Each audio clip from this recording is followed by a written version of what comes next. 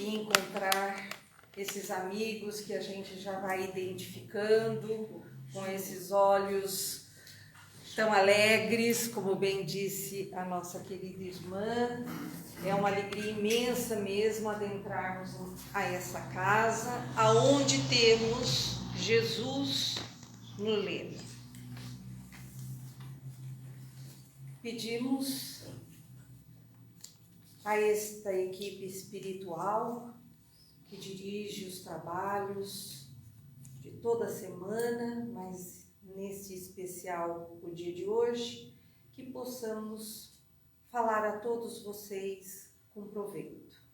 É o que a gente deseja. Bom, meus queridos, então, o tema escolhido realmente é a mediunidade nos evangelhos. Realmente vai iniciar-se com a Bíblia. Mas por que a gente escolheu esse tema? Porque hoje em dia, vamos dizer assim, ser um praticante da doutrina em todas as suas especificidades, adentrarmos aqui, vamos dizer, e darmos o melhor de nós, não é uma coisa difícil do que já foi. Porque hoje em dia, ao praticarmos essa atividade ou vamos dizer assim, esse atributo do espírito que se manifesta através dos órgãos sensoriais, ninguém vai ser incendiado por isso. Então veja como que hoje em dia, para nós, sermos espíritas praticantes, graças a Deus, não tem perigo algum, ninguém vai perder o emprego, mas isso não foi assim. Isso não foi do jeito que nós realmente estamos vivenciando. E outra coisa, mesmo que tenha uma pessoa que esteja chegando pela primeira vez à casa, vai sentir aqui um alicerce, uma estrutura muito importante, que é o Cristo comandando tudo. E isto é muito importante, porque é a segurança em nos entregarmos com todos os nossos sentimentos, com toda a nossa boa vontade, para que realmente tudo que daqui se expanda vai ser, vamos dizer assim, cartas ou luzes que vão alimentar, vão agasalhar e vão realmente colocar em cada coração todo este trabalho feito a muitas mãos, mas com uma direção, comandados por Ele, Jesus. Isso é muito importante, porque quando nós vamos estudar o processo mediunidade, nós vamos verificar que ele enfrentou dificuldades imensas. E começa lá, nós não vamos nos ater a antes do processo registrado através da Bíblia, mas nós vamos começar por ali, que mesmo assim já são muitos e muitos séculos antes do Cristo. E nós vamos nos deter lá no quinto livro do Pentateuco mosaico, né, de Moisés, o Deuteronômio. Então lá no capítulo 18, versículo 11, o que está escrito? O que aconteceu de tão importante que foi, e que muitas vezes a gente até lê, ou outras pessoas leem, e não atentam para o que aquilo já significava. Lá nesse versículo, Moisés coloca assim: que não haja entre ti, que não se encontrem entre vocês aqueles que consultem feiticeiros, que consultem feiticeiras, e ele faz uma série de proibições, porque ele era um missionário enérgico, próprio para a época da infantilidade nossa. Eu digo nossa porque com certeza estávamos todos por lá e nós estávamos na fase infantil espiritualmente falando. E aí ele justamente, e aí termina esse versículo falando, e fica terminantemente proibido consultar os mortos. Gente, quando a gente lê, às vezes rapidamente a gente nem atenta para o que isso significou, já desde aquela época, 1500 anos mais ou menos antes do Cristo. O atestado da imortalidade da alma. Nesse versículo já estava ali, escancarado, quer dizer. Porque vejam vocês, o próprio direito, quando você vai proibir algo, é porque aquilo está sendo praticado, porque ninguém proíbe o que não existe.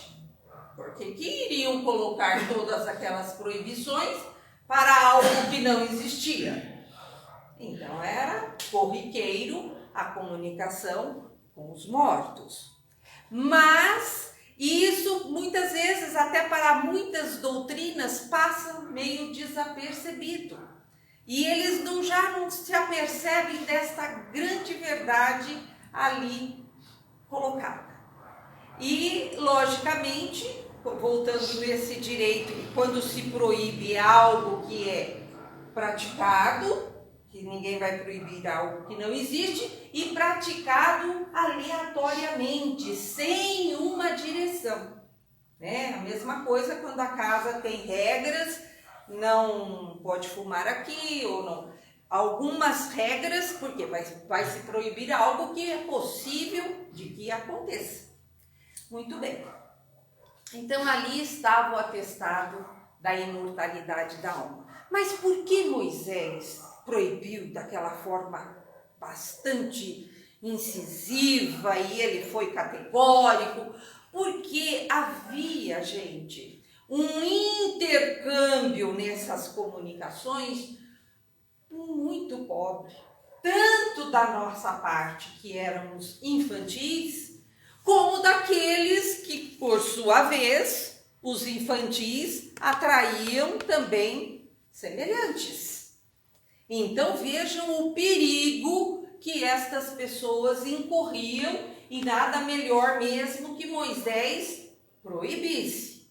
Porque o intercâmbio quer dizer comércio. Se nós formos buscar já no Consolador, Emmanuel trata justamente, se eu não me engano, na pergunta 382, justamente isso, que o comércio que se... Por que fazem essa pergunta para o Emmanuel? Por que foi proibido? Por que Moisés proibiu daquela forma a comunicação com os mortos? E ele fala essa palavra, porque o comércio ali praticado realmente não enriqueciam, não havia nenhum benefício para ambas as partes. Porque da mesma forma que nós esperamos receber daqueles que nos vêm e trazem as suas comunicações algo para nos instruir, orientações para as tarefas da casa, realmente uma coisa que vá acrescentar, vá te trazer consolo. É isso que nós buscamos. Da mesma forma, eles esperam encontrar mãos, entendimento, para que as suas mensagens possam, vamos dizer assim, encontrar instrumentos apropriados para que eles continuem a trabalhar em nome do amor. Né? Então, veja, não acontecia isso. Então, realmente, Moisés teve que proibir. A partir daí, aí a gente vem. Porque tem muita gente que fala assim, mas com certeza os hebreus da época, eles como passaram aqueles anos em cativeiro pelo Egito, aí se nós formos lá atrás, eles já tinham esse tipo de intercâmbio, eles já tinham. Mas nós não vamos nos ater lá, porque nós vamos realmente buscar essa espinha dorsal, que é justamente aonde vai se formar toda a nossa estrutura ou filosofia e tudo mais que nós todos praticamos, né? Que é a nossa doutrina espírita. Então começa realmente ali em Moisés. Mas aí passam-se os anos e os séculos, proibida. Esta condição estava terminantemente proibida. Mas como o Pai não nos abandona, jamais não abandona nenhum dos seus filhos, os demais profetas já começam a receber algumas orientações. E vem com Joel, no capítulo 2, do versículo 28 ao 32, aonde ele já faz a promessa que chegariam os tempos aonde a luz se projetaria sobre a carne. A carne sempre é utilizada no Velho Testamento como encarnado, né? Pó encarnado. E a luz é justamente a espiritualidade, a luz divina, que daria a vida, que daria, vamos dizer assim, o sentido realmente da imortalidade sobre a carne. E que velhos, jovens, iriam ter sonhos, iriam profetizar. Isso já, então, começa a haver uma promessa. E a gente vai, na promessa, já tendo aquela... Não, vai chegar o tempo que nós vamos sentir a presença maior, né? Porque nós ansiamos essa luz. Nós caminhamos para ela, mas é como se a gente estivesse assim, se perdermos esse fio, a gente realmente pode cair até no que a nossa irmã disse sobre no início da prece. Perdemos o sentido da vida. Então, essa esperança de que esta luz está ali, a alguns passos da gente, já dá esse ânimo e alimenta a nossa fé, a nossa boa vontade, a nossa força de vontade. Muito bem. Aí chega Jesus. Será que Jesus abriu o processo da mediunidade assim, pá, buft? Não. Jesus foi criterioso. Vejam como esse processo, gente, para aí a gente perceber como esta faculdade, esse atributo, como a gente quiser definir, como ele é de muita responsabilidade para quem o exerce. Então Jesus, vejam vocês, vivendo 3 anos junto com os seus apóstolos, lógico, procurando preparar aqueles homens rudes no início, todos nós sabemos, e Jesus vai ali, mostrando na sua integridade total todos os processos mediúnicos, né? Pena que ainda os olhinhos deles e os ouvidos estavam ainda muito fechados, porque eles foram se aperceber bem depois. Mas eles foram vivenciando tudo aquilo, aprendendo, Jesus a cada instante buscando chamá-los para atentar àquela realidade. E um pouquinho antes da crucificação, porque era justamente um momento de muita dor, que Jesus já sabia que ia ser assim, muito doloroso para os seus discípulos, para os seus apóstolos, porque eles iriam ficar perdidinhos. Então Jesus faz uns dias antes, como se ele quisesse consolá-los, mostrar um vislumbre de algo para o qual todos eles caminhariam. E aí Jesus sobe no Monte Tabor. Quem conhece Jerusalém fala que esse Monte Tabor é muito alto. Dá para ver muitas cidades, Cesareia, dá para ver várias cidades. Eu só estou me baseando nos livros. Então Jesus sobe no morro e convida todos os discípulos, não. Ele só convida 3. João, Pedro e Tiago. Vão os 3 com ele lá. E há o processo da transfiguração. Processo grandioso, onde Jesus resplandece naquela luz imensa, que os apóstolos caem, né? Eles caem no chão ali naquela alegria, naquele êxtase, e nada mais e nada menos que também ali se transfigura Moisés, aquele que tinha proibido, e o nosso Elias, João Batista, recém-desencarnado naquela época. Então os apóstolos estavam extasiados. Aquilo foi o reino de Deus no meio deles. Abaixou o reino de Deus, né? Então, tanto é que eles não queriam ir embora. Falaram, não, mestre, não, vamos fazer as tendas aqui, porque nós não queremos mais sair daqui. Vocês já imaginaram aquela coisa? Eles foram levados num êxtase mesmo para presenciar tudo aquilo. Jesus desce do monte e vira para os 3, gente. Será que ele fala, agora você vai e avise todos os demais? Não. Jesus os proíbe. Olha, o que aconteceu aqui, vocês só vão abrir para os demais quando o Filho do Homem se levantar dos mortos.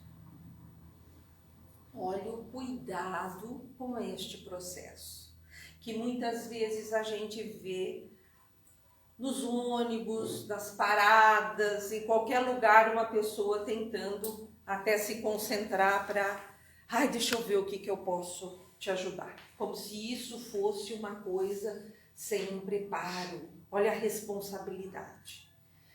Tudo bem, há o processo da crucificação, doloroso demais para eles se perdem. Pedro, com toda aquela sua impulsividade, nega Jesus, foge desesperado. Tiago, a mesma coisa. João fica ali, perplexo, ali vendo aquilo, mestre. Agora acabou a nossa... da onde vai? Da onde? Aonde? O que nós vamos... Se o nosso chefe, se o nosso mestre está indo embora desta forma, né? E foi muito difícil. Mas a gente vai passar esses dias, eles reunidos, e nós vamos lá para o Atos dos Apóstolos, de Lucas, no dia de Pentecostes. Aí naquele dia, realmente, que ele relata de uma forma tão bonita, Lucas, aquele vento que parece um barulho de vento e chamas, né? Como se fossem chamas de luzes ou de fogo, que ele define, sobre as línguas de fogo, sobre as cabeças dos apóstolos, e ali que ficou materializado o processo da luz sobre a carne. Não é bem isso, né? O que é mediunidade? É a luz sobre a carne. E aí, a partir daí, eles já saem daquela reunião falando as línguas necessárias para aqueles povos, porque ali tinha muitos dialetos, era bastante complicado, não era assim uma língua. A gente vai para o Nordeste, a gente entende, a gente vai para o Sul, tem aquelas coisas meio regionais, mas a gente entende. Agora, imagine um lugarzinho desse tamanho e cada um falando a sua língua, e eles ali podendo entender e com a lucidez, que tudo aquilo que eles tinham vivido com o mestre foi potencializado pela luz que estava descendo sobre a carne. A partir daí, esses homens, de uma força extremada, levaram e divulgaram o Evangelho de Jesus a todos e deram a própria vida com a coragem, com aquele destemor, que se nós não tivermos esta convicção, esta certeza, a gente titubeia. E eles estavam o quê? Fortalecidos por ela. Então a gente vai percebendo que a mediunidade potencializa tudo aquilo que você já vai desenvolvendo em si. Porque se você não tiver nada em si, se você não buscar o seu preparo, a força ou a luz que virá vai ser semelhante. Lamparina, às vezes até menos do que aqui ele vai encontrar no encarnado. E buscando sempre o quê? Um comércio muito, vamos dizer assim, pobre, aonde você busca saber o que vai te acontecer, ou se aquela pessoa está te traindo, ou se não sei quem está fazendo ou está falando mal, e o outro, por sua vez, vai querer usufruir ainda dos prazeres materiais, que ele ainda não se desfez. Mas isso nós não precisamos voltar lá na época de Moisés, porque Moisés proibiu justamente por causa disso. Povo indolente, querendo se aproveitar dessas orientações e realmente fazendo um comércio, um intercâmbio daquilo que eles gostavam ainda, cigarro, bebida, comida, mas isso ainda nós assistimos, não é novidade. Por isso que quando eu disse, um indivíduo que está adentrando essa casa pela primeira vez, ele sente, sabe que vai ter a direção do estudo correto, ele sente uma estrutura firme, sabe que daqui ninguém vai fazer ou vai colocar a própria perigo em qualquer situação. Ninguém aqui vai correr esse perigo. Isso é muito importante, porque você se entrega nos trabalhos todos que a casa oferece, de coração, né? Com aquela vontade de dar o melhor de você. A mesma coisa quando se adentra a uma reunião, tanto para a administração dos passes, como para uma reunião mediúnica. Se você não tiver um dirigente, um orientador ali, que realmente você confie, que mesmo aqueles que estão ali nos primeiros exercícios mediúnicos, é importantíssimo a segurança que o indivíduo sente, sabendo que está sendo orientado pelo Evangelho de Jesus. Mas tudo bem, e os tempos vão passando e nós vamos vendo ali logo naquele primeiro século o nosso Paulo, que recebe a visita de Jesus. Vejam vocês como Jesus, gente, sabendo ele olhava, ele sabia que Paulo era íntegro. Naquilo que ele fazia, ele era íntegro, ele realmente detinha todo aquele conhecimento maravilhoso, importantíssimo, que os próprios apóstolos, os demais, não tinham. Mas Paulo tinha. Mas se vocês me falarem, mas Paulo era um assassino. Ninguém aqui vai negar. Mas ele estava convicto que ele estava fazendo o melhor, que era aquilo que ele tinha que fazer. Tanto é que é o próprio Cristo que aparece para ele em Damasco, nas portas lá. Ele também fica cego pela luz, logicamente, até uma forma muito expressiva de colocar o impacto que foi. E ali com Ananias, ele vai começar a acordar. E Jesus tem nele o maior divulgador da doutrina. Aquele homem intrépido, aquele homem que ele foi aos gentios, gente. Aos gentios, um povo bárbaro. e forma aquelas 7 igrejas, aqueles centros, né, importantíssimos da divulgação do Cristo. Por que eu estou falando isso? Porque é justamente aí que Jesus aparece pela segunda vez. Porque quando Paulo já tem esses núcleos da doutrina formado, ele começa a ficar num desespero muito grande, porque começou a aumentar os adeptos e o quê? Começou a acontecer o quê? Exigências. Queriam a presença dele aqui, o outro queria a presença lá, tinha um problema aqui, tinha um problema lá. Imaginou ele a pé, sei lá se ia de camelo, coitado, se quando arrumasse um camelo, mas de um lugar para o outro, uma coisa difícil, dificílima. Ele começa a chorar, ele está em Corinto, lá naquele momento, foi onde iniciou, e ele começa a chorar desesperado. O mestre me deu, Jesus me deu essa incumbência, mas eu não vou conseguir.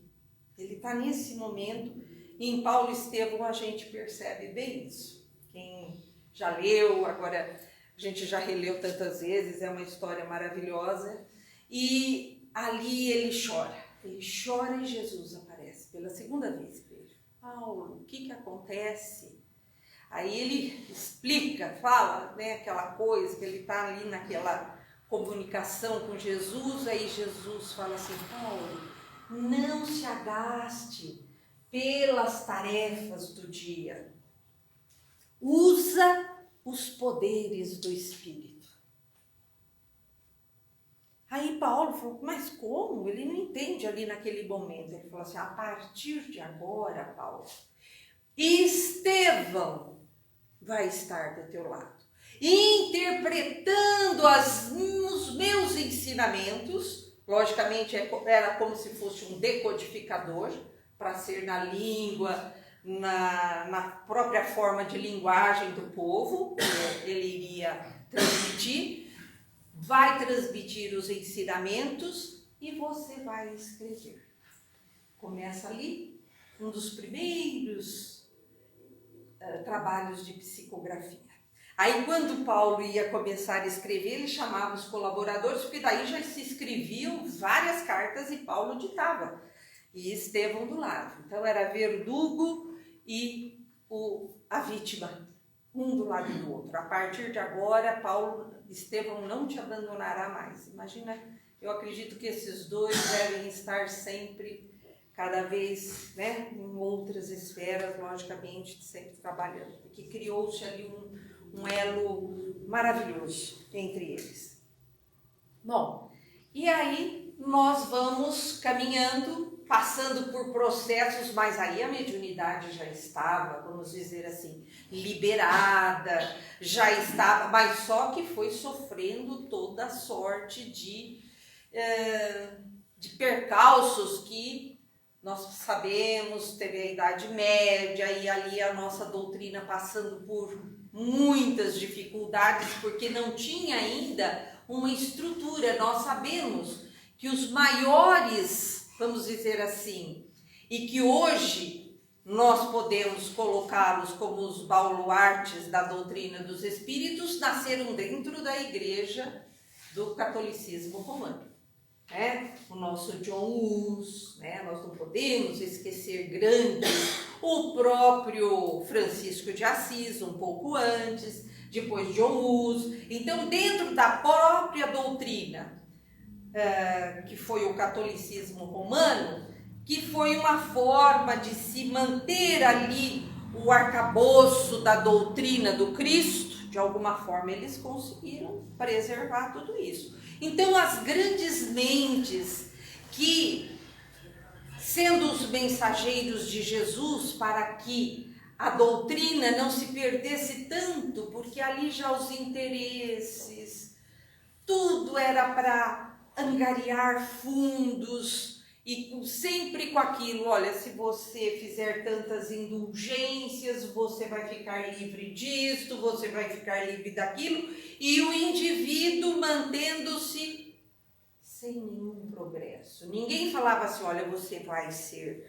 logicamente, para que esse pecado lhe seja perdoado, você vai ter que começar a não falar mais mal de ninguém, quer dizer, buscando trazer ali os princípios da reforma íntima que estavam completamente esquecidos. Por quê? Você podia pagar, era mais fácil. Então os outros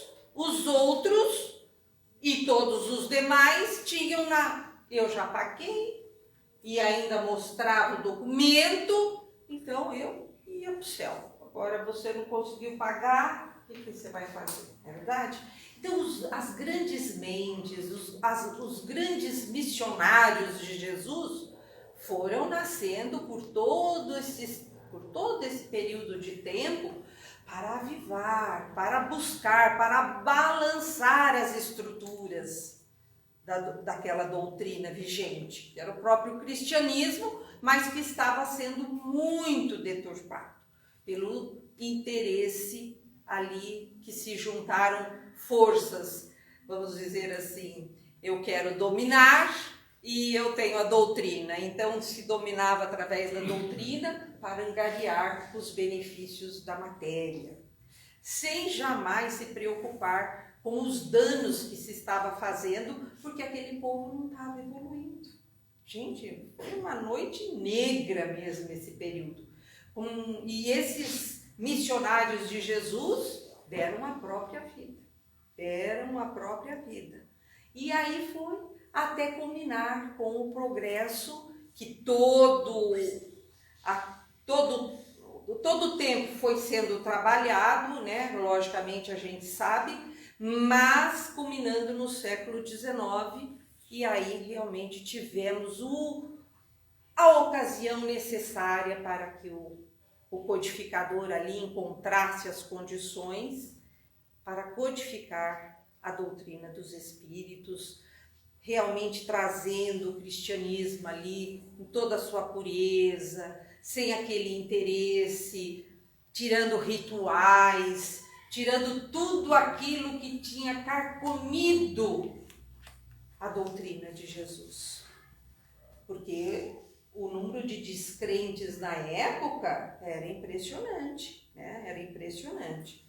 Então, meus irmãos, vejam, chegamos ali no século XIX, nós já estamos com a doutrina dos espíritos, graças a Deus, codificada. E por isso, todo este, vamos dizer assim, todo este progresso que nós estamos podendo vivenciar, nós nas nossas casas, toda essa doutrina através de livros e toda a forma que ela foi difundida, com esta segurança, com esta base bem delineada, porque nós temos o Cristo na base de tudo. E vejam vocês que aí no nosso ano mais ou menos 1943, 45, olha este livro. É o terceiro livro